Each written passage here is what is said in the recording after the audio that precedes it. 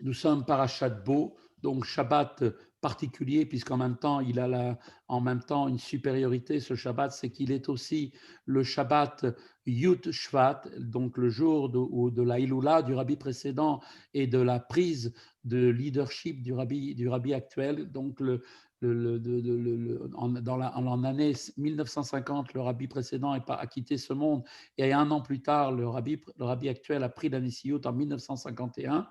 Et c'est une coutume, et je vous le conseille de le faire, d'allumer une bougie à cet effet qui permettra par cette bougie, donc si vous avez une bougie de 24 heures, ce serait bien de le faire, ça vous permettra de vous associer à l'élévation, puisque le jour de l'Aïloula, le mot Iloula vient du mot c'est l'élévation, puisque c'est le jour de l'élévation de l'âme du rabbi précédent, elle nous accompagnera, elle nous fera monter avec lui dans les différents niveaux.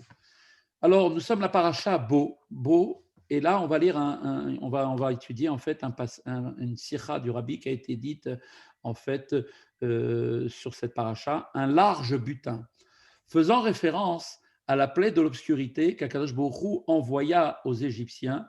La Torah nous dit il y eut une obscure pénombre dans tout le pays de l'Égypte pendant 3 jours, comme il est dit, à tel point que l'un ne vit pas l'autre. Et nul ne se dressa pendant 3 jours.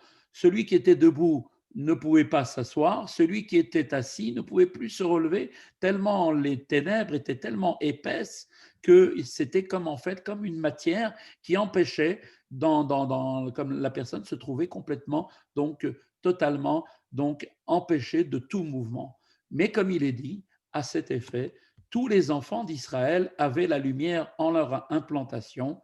Et le Midrash précise que concrètement, 2 miracles se produisèrent ici d'une manière simultanée. Il y eut d'abord premier miracle, une obscurité qui n'était pas naturelle et qui se prolongea pendant 3 jours, du fait de laquelle les Égyptiens ne voyaient rien et ils ne quittèrent donc pas l'endroit dans lequel ils se trouvaient pendant 3 jours.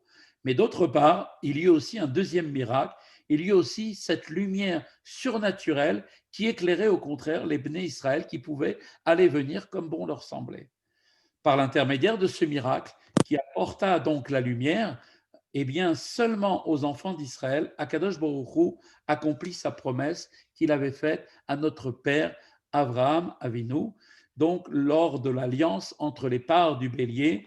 Un bélier donc avait été coupé en deux, puis les deux personnes contractant l'alliance, c'est comme ça que cela se passait, passaient entre ces deux parts. Et en l'occurrence, Dieu et Abraham passèrent entre les deux parts du bélier. L'une et l'autre affirment ainsi que même si le bélier est coupé en deux, il n'en reste pas moins un animal unique. De la même façon, les deux personnes contractant cette alliance ne font plus qu'une et même une seule personne. En effet, Dieu avait annoncé à Abraham Avinu qu'il allait donc lui-même, sa descendance serait donc exilée en Égypte, puis qu'ensuite elle serait libérée de ce pays. Et Dieu avait donc ensuite précisé, ils en sortiront ensuite avec un large butin. Cette précision donnée par Dieu quand l'alliance fut contractée souligne que ce large butin n'est pas uniquement un élément accessoire. En fait, ce n'est pas juste une simple récompense pour avoir supporté ces 210 ans d'esclavage. Non, en fait, le succès de cet exil d'Égypte dépend de son obtention, pour une raison qui sera énoncée, comme on va le voir un petit peu dans la suite. En effet, grâce à la lumière dont les Bnei Israël disposaient, ils purent pénétrer dans les maisons des Égyptiens, comme nous rapporte le Midrash, et inventorier tout ce que ceux-ci avaient caché. Par la suite, quand les Bnei Israël vinrent au moment de quitter l'Égypte, ils chacun allèrent demander à leurs voisins égyptiens de leur prêter leurs ustensiles en or et en argent. Alors les Égyptiens ne pouvaient pas prétendre qu'ils n'en avaient pas, car s'ils faisaient cela, eh bien, les Bnei Israël disposaient d'une liste de tout ce que les Égyptiens avaient caché et où, à quel endroit, dans quelle cachette l'objet se trouvait. La Chassidoute nous explique que ce large butin emporté par les Bnei Israël quand ils quittèrent l'Égypte avait également une portée pas seulement matérielle, mais une portée d'ordre moral. C'est aussi un large butin. Quel est ce butin? Eh bien, ce sont les parcelles de sainteté d'une immense élévation qui étaient tombées dans l'impureté de l'Égypte au moment de la création et de la faute de l'arbre de la connaissance du bien et du mal. Et donc, ces forces donc, de ces lumières, de ces parcelles de sainteté étaient donc tombées dans l'impureté de l'Égypte. Et maintenant, par le fait que les Bnei Israël allaient sortir d'Égypte et qu'ils allaient récupérer tous ces ustensiles en or et en argent, signifiait aussi en même temps d'amener avec eux donc aussi la libération de ces étincelles divines au moment de la libération des Bnei Israël, qui allaient maintenant, ces étincelles divines, pouvoir réintégrer eux aussi le domaine de la sainteté. Lors de la création du monde, comme on l'avait dit, Dieu introduisit donc 288 parcelles de sainteté dans la matière du monde. 200 d'entre elles, reçurent l'élévation donc en Égypte quand les Bnei Israël se trouvèrent dans cet endroit qui n'a pas été choisi comme ça par hasard. Ainsi qu'il est dit, ils sont remontés avec une foule nombreuse, rave, et si vous regardez bien la gematria, la valeur numérique du mot rave, c'est exactement 202 à l'issue donc de l'exil d'Égypte. Il ne restait donc 86, donc 86 étincelles divines, qui est la valeur numérique du nom Elohim, donc à l'origine de la création, et du mot Ateva, puisque 86 c'est aussi la même gematria, la nature, car ces parcelles ont été enfouies dans les événements naturels.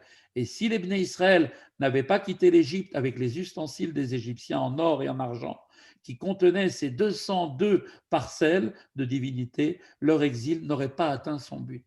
Donc on voit qu'on peut donc observer ici, dans cette plaie de l'obscurité, de quelle manière Akadosh Baruch Hu vint en aide pour que la libération de ces parcelles de divinité soit facilitée. Il accomplit même un miracle pour cela, et il accorda une lumière surnaturelle, comme on l'a dit, qui éclaira les Bnei Israël pendant les 3 jours de cette plaie d'obscurité, afin qu'ils puissent aller inspecter les endroits les plus cachés de l'impureté de l'Égypte et en faire sortir ce qu'ils devaient ensuite libérer au cours de cet exil. Au cours du présent exil qui nous concerne, quel est maintenant pour nous aussi l'enseignement? Eh bien, au cours de ce présent exil qui s'achèvera très très bientôt et de nos jours, nous apportons nous aussi également l'élévation aux parcelles de sainteté qui sont tombées dans la matière de ce monde et nous les libérons comme le firent aussi nos ancêtres à l'époque de l'Égypte. On peut donc déduire du verset que tous les Bnei Israël avaient la lumière et en leurs implantations et que les Juifs, même s'ils se trouvent dans la pénombre de l'exil, eh bien, obtiennent encore à l'heure actuelle les miracles d'Akadosh Baruch Hu afin de pouvoir assumer la mission qui nous est confiée à chacun d'entre nous, celle d'apporter l'élévation à toutes ces parcelles de sainteté en consacrant au service de Dieu les objets matériels que nous détenons, dans lesquels qui les contiennent. C'est pour ça qu'un juif doit utiliser tout son matériel pour le mettre au service de Torah Mitzvot.